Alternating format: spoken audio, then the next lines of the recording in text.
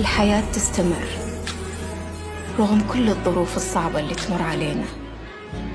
فضل الناس الأوفياء اللي وقفوا ويانا وساندونا واللي حضنونا بأصعب الأوقات، الناس اللي معدنها طيب ومتساوم على الحق، والناس اللي نحبهم حتى لو غادرونا يبقون عايشين بينا بأفعالهم وأطباعهم الحلوة اللي راح تبقى عايشة ويانا.